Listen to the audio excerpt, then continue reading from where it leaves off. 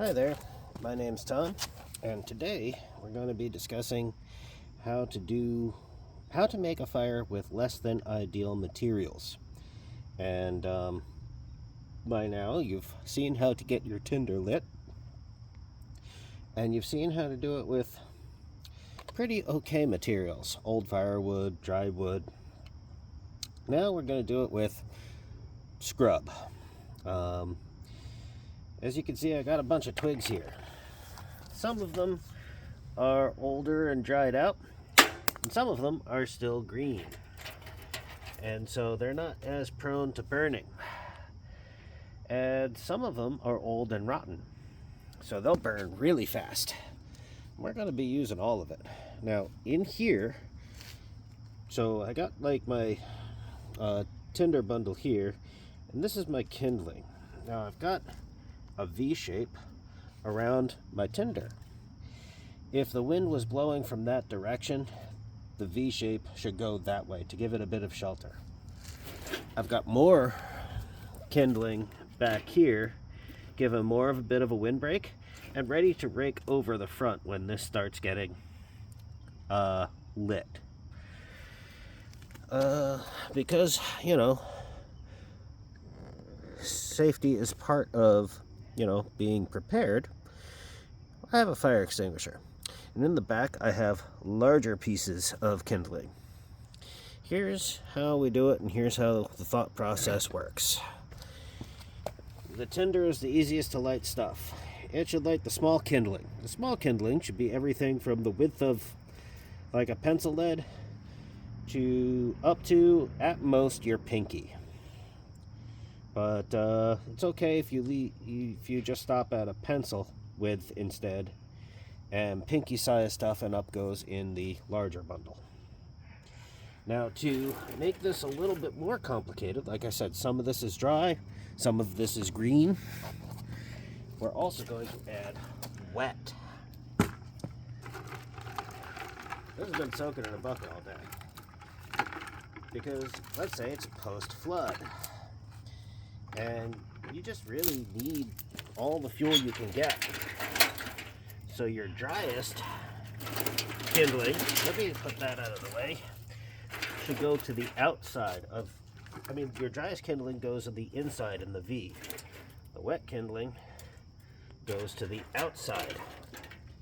So what will happen is, as things start burning, the fire will dry out the wet kindling. Now, I get that you don't want wet kindling, but post-flood, you got to make do with what you got. And so you gather as much as you can very early in the day and let it sit in a breeze, so that it'll, or at least sit in the sun so it'll dry out. And later on, after you gather what you have, but you try to make sure you get something dried out and easier to go. Okay. Now let's get that back there. Again, as I said before, pay attention to whether or not you have any no-burn orders in place where you live before you do this. You can light your tinder, hopefully, with the Bic lighter you should have in your emergency kit.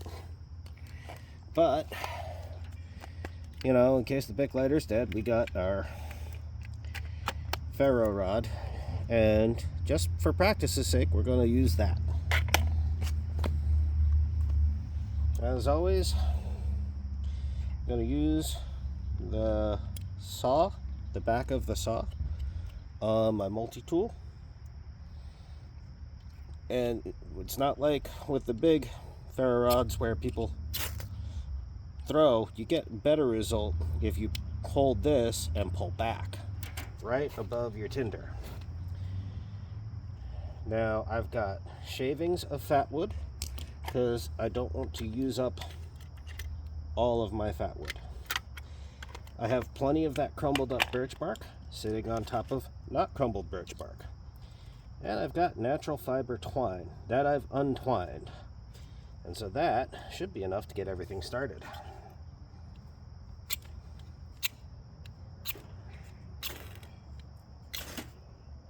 There we go.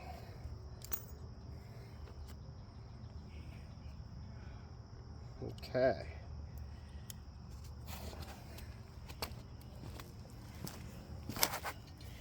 Now you can use one of your bigger sticks to do this, but I got this going right here.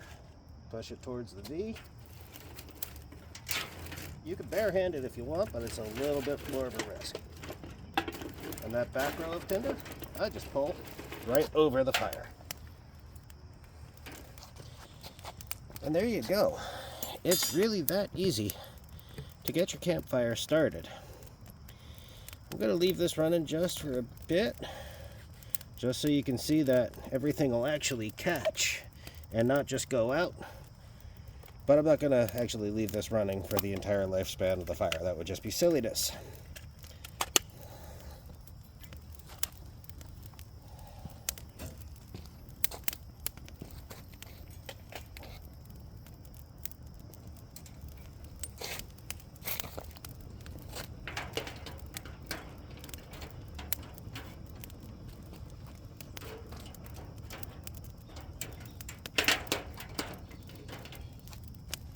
Now, I'm not even throwing the big stuff on yet, the bigger pieces of firewood back there, because I don't need to. And this is already putting out enough heat that I want to pull my camera away from it. Because, you know, I don't want to damage my phone. This isn't, I'm not a high-end YouTuber who can afford to lose phones and cameras.